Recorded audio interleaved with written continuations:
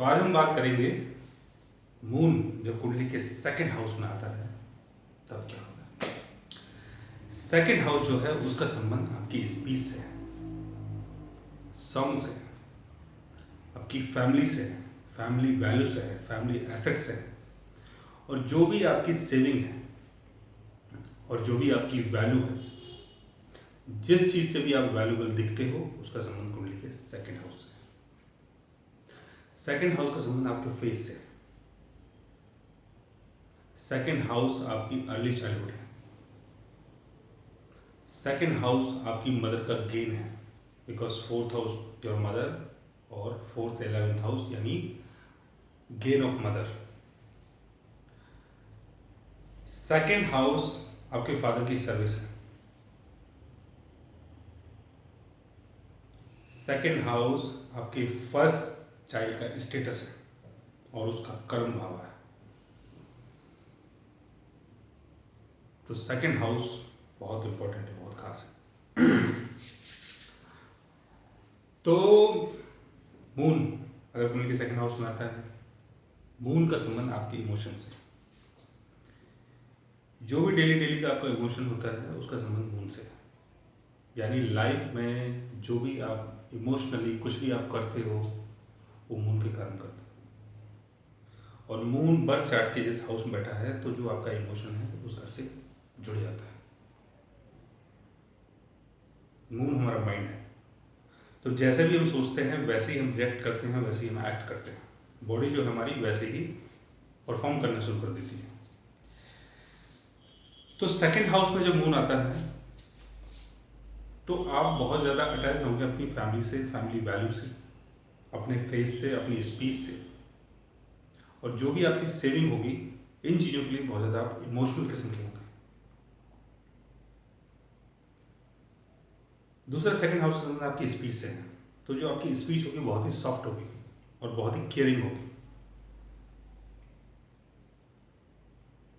Second house का संबंध आपके फेस से है, तो मून के कारण जो आपका फेस होगा वो भी मून की तरह होगा, यानी बहुत ही सॉफ्ट और बहुत ही एलिगेंट। तो सेकंड हाउस में अगर मून आता है तो आप बहुत ज़्यादा इमोशनल कम्युनिकेटर हो सकते हैं और अपनी फैमिली के बारे में, फैमिली वैल्यू के बारे में, अपनी सेविंग के बारे में, इन चीज़ों के बारे में आप बहुत ज़्यादा इमोशनल किस्म के होते हैं। दूसरा, मून का संबंध आपकी मदर से है, तो जो आपकी मदर हैं उनका बहुत बड़ा रोल होगा आपकी फैमिली को बढ़ाने में। और जो भी आपकी फैमिली की वैल्यू है उसमें आपकी जो मदर हैं उनका बहुत बड़ा रोल होगा कि फैमिली वैल्यू को बढ़ाने में। यानी जो आपकी मदर होंगी वो बहुत ही कल्चर्ड होंगी, क्योंकि मून का संबंध कुंडली के फोर्थ हाउस से है। तो जितने भी रिचुअल्स होते हैं हमारे उन सबको फॉलो करने वाली होगी। और कहीं ना कहीं फैमिली के अंदर जो आपकी मदर की वैल्यू बहुत ही इंपॉर्टेंट होगी और बहुत ही खास होगी। दूसरा जो मून है वो कई बार घटता है, कई बार बढ़ता है, कई बार घटता है, कई बार बढ़ता है। तो जो आपकी सेविंग होगी ना उसका भी यही सिस्टम रहेगा। कई बार हो सकता है कि आप देखो कि बहुत सेविंग है आपके पास, कई बार देखो कि सेविंग बिल्कुल डाउन हो गई, फिर आपके पास पैसा आ जाएगा, फिर चला जाएगा, फिर आ जाएगा, फिर चला जाएगा। तो मून के कारण ये चीज़ें फ्लैक्चुएट होती रहेंगी। और मून का संबंध आपके माइंड से, आपके मूड से। सेकंड हाउस जो है वो आपकी स्पीच है। तो अक्सर आप बात करने में बड़े मूडी किस्म के होंगे। जो भी आपके दिमाग में आता है अच्छा या बुरा, वो कहीं ना कहीं हो सकता है आप अपनी बातों से एक्सप्रेस कर दें। मून के साथ अगर कॉम्बिनेशन होता है अदर प्लैनेट्स का, लाइक जैसे अगर मून के साथ कॉम्बिनेशन हो जाता है सन का, तो आप अपनी फैमिली को लेके, अपनी फैमिली वैल्यू को लेके, अपनी स्पीच को लेके, अपने फेस को लेके, अपनी सेविंग को लेके बहुत ज़्यादा ईगोइस्ट और इमोशनल फील करोगे। आपको ये लगेगा जो आपकी फैमिली वैल्यू है या जो भी आपकी लुक्स है या जैसे आप दिखते हो या जैसे आप बात करते हो, वो चीज़ सबसे बड़ी है और सबसे खास है। तो आप इन चीज़ों के लिए बड़े इगोइस्ट फील करोगे कि हमारी जो फैमिली वैल्यू है, हमारे फादर ये थे, हमारे दादाजी ये थे, ये सारी चीज़ें आप हो सकता है लोगों के सामने बोलो। अगर मून का संबंध हो जाता है, मान लो अगर मून का कॉम्बिनेशन हो जाता है मान लो आपका मार्स के साथ, तो आप फैमिली की वैल्यू को बढ़ाने के लिए, सेविंग को बढ़ाने के लिए, सेविंग करने के लिए, ठीक है ना, इन सब चीज़ों के लिए बहुत ज़्यादा इमोशनल एग्रेसिव हो जाओगे। यानी हो सकता है कि आप अपनी सेविंग को बनाने के लिए किसी से झगड़ा भी कर लो, या ये भी हो सकता है कई बार फैमिली मेम्बर से झगड़ा कर लो, क्योंकि जो मार्स है वो बहुत ज़्यादा एग्रेसिव किस्म का होता है, यानी झगड़ालू किस्म का होता है। और मार्स जो है चीज़ों को ज़्यादा मैनेज नहीं करता, मार्स कॉन्कर करता है, चीज़ों को अचीव कर लेता है, छीन लेता है। तो मून और मार्स का अगर कॉम्बिनेशन कुंडली के सेकंड हाउस में होता है तो बहुत ज़्यादा इमोशनल, पैसिव, एग्रेसिव किस्म के आप हो सकते हैं अपनी फैमिली वैल्यू, अपनी स्पीच और अपनी सेविंग को लेकर। मून का कॉम्बिनेशन अगर मरकरी के साथ हो जाता है कुंडली के सेकंड हाउस में, तो आप बहुत इमोशनल कम्युनिकेटर हो सकते हैं। यानी ये हो सकता है कि आप हो सकता है बात करते करते लोगों को रुला दें, या हो सकता है बात करते करते आप खुद ही रोना शुरू कर दें। तो जो आपकी स्पीच होगी बहुत ज़्यादा इमोशनल किस्म की होगी और बहुत ज़्यादा केयर होगी आपकी स्पीच के अंदर, यानी बहुत ज़्यादा केयरिंग किस्म की होंगे आप जब भी आप बात करोगे। और ज़्यादातर आप बात करोगे अपनी फैमिली के बारे में, फैमिली वैल्यू के बारे में, एसेट्स के बारे में, सेविंग के बारे में। और सेविंग को लेकर कहीं ना कहीं आप बहुत ज़्यादा इमोशनल किस्म के हो जाएंगे, क्योंकि मरकरी का संबंध है मैनेजमेंट से, यानी चीज़ों को मैनेज करने से।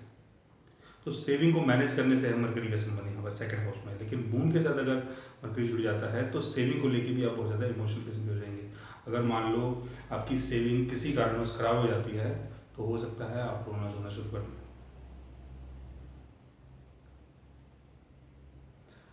अगर मून का कॉम्बिनेशन यहाँ वीनस के साथ हो जाता है तो आप अपने खाने पीने की चीज़ों को लेके बहुत ज़्यादा इमोशनल हो जाएंगे। महंगे खाने खाने का बहुत शौक होगा आपको, जो भी खाने जो बड़ी बड़ी जगह मिलते हैं, जो 5 स्टार्स में जो खाना मिलता है, ऐसे खाना खाने का आपको बहुत ज़्यादा शौक होगा। और आपको बहुत ज़्यादा शौक होगा अपने फेस को मेंटेन करने का। और आप बहुत रिच दिखने की कोशिश करेंगे, यानी जो भी आप जिस चीज़ से भी आप अपनी वैल्यू को फील करते हैं, वैल्यू को महसूस करते हैं, वो कहीं ना कहीं आपका एसेट्स ही हो। तो आप बहुत ज़्यादा वैल्यूबल चीज़ों को, बहुत एक्सपेंसिव चीज़ों को परचेज करेंगे और उन चीज़ों को पहनने की कोशिश करेंगे, और उसके थ्रू आप पब्लिक के ऊपर इम्पैक्ट डालेंगे कि आप बहुत रिच हैं। दूसरा जो आपका फेस होगा वो देखने में बहुत ही एलिगेंट होगा और बहुत ही सुंदर होंगे आप, और बहुत ही इमोशनल किस्म के होंगे। अगर मून का कॉम्बिनेशन यहाँ सैटर्न के साथ हो जाता है तो आप अपनी फैमिली वैल्यू को लेके, अपनी सेविंग को लेके बहुत ज़्यादा डिटरमाइंड होंगे। बहुत ज़्यादा आप अपने आप को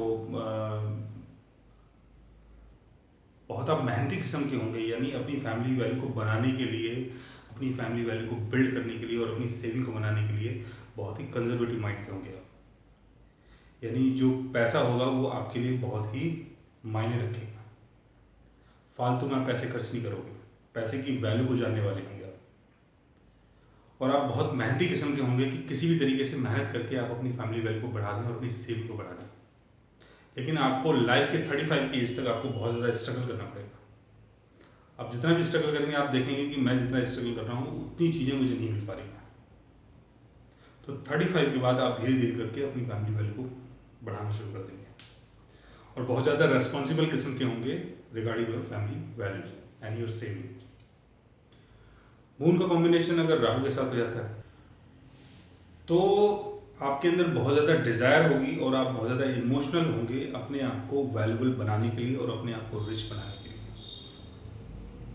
चीज़ों को गैदर करने का बहुत शौक होगा आपको। जो भी वैल्यूबल चीज़ें होती हैं, जो भी वैल्यूबल एसेट्स होता है, उन सब चीज़ों को गैदर करने का बहुत ज़्यादा शौक होगा। आप चीज़ों को इकट्ठा कर करके अपने आप को रिच बनाने की कोशिश करेंगे। और दूसरा, आपकी जो डिज़ायर है वो इतनी ज़्यादा बढ़ी रहेगी कि आप कितनी भी चीज़ों को इकट्ठा कर लें लेकिन आप कभी भी अपने आप को सेटिस्फाई महसूस नहीं करेंगे। अगर मून का कॉम्बिनेशन हो जाता है मान लो केतु के साथ, तो अर्ली लाइफ में आप अपनी फैमिली वैल्यू के बारे में, अपनी सेविंग के बारे में, अपनी स्पीच के बारे में बहुत ज़्यादा सोचेंगे। और हो सकता है कि आपको स्टर्निंग से संबंधित कोई प्रॉब्लम हो, बात करने में तकलीफ हो, हकलाहट हो आपको, बिकॉज सैटर्न, केतु, राहु जब इनका कॉम्बिनेशन कुंडली के सेकंड हाउस में होता है तो इंसान को स्टैमरिंग की प्रॉब्लम होती है, यानी हकलाने की प्रॉब्लम होती है। तो केतु अगर सेकंड हाउस में है तो आप अपनी फैमिली वैल्यू से बहुत ज़्यादा डिटैच हो जाएंगे, बट अर्ली लाइफ में आप अपनी फैमिली वैल्यू के बारे में, अपनी सेविंग के बारे में, फैमिली के बारे में बहुत कुछ सोचेंगे, बहुत कुछ करेंगे। धीरे धीरे कहीं ना कहीं जब आपकी एज 40 के आसपास पहुंचेगी या 40 को आप क्रॉस करेंगे तो आप अपनी सेविंग को लेके बहुत ज़्यादा लापरवाह हो जाएंगे और अपनी फैमिली वैल्यू को लेके भी बहुत ज़्यादा लापरवाह किस्म के हो जाएंगे। क्योंकि केतु क्या है, केतु चीज़ों को गैदर नहीं करता, केतु चीज़ों को इकट्ठा नहीं करता है। तो हो सकता है कि आप अपनी सेविंग को ख़राब कर दें, किसी को दे दें, अपना पैसा बर्बाद कर दें, या आपके जो फैमिली मेम्बर हैं वो भी हो सकता है ये काम करते हैं।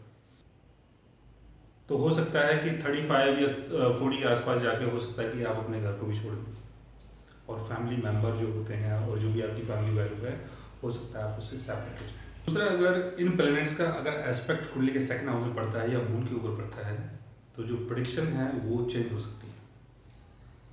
मान लो एक से ज़्यादा प्लैनेट्स का अगर कंजेशन होता है, अगर मान लो मून के साथ, तो दोस्तों आज हमने आपको बताया कि मून अगर कुंडली के सेकंड हाउस में आता है तो क्या होता है। अगर आप ये जानना चाहते हैं आपको मून कुंडली के सेकंड हाउस में आपको क्या क्या बेनिफिट करवा सकता है तो आप हमारे चैनल को सब्सक्राइब कीजिए और अपने मून को जानने की कोशिश कीजिए। और अगर आप हमसे बात करना चाहें तो कंसल्ट करना चाहें तो आप हमारी वेबसाइट के थ्रू हमें मेल कर सकते हैं, मैसेज कर सकते हैं और हमसे बात कर सकते हैं।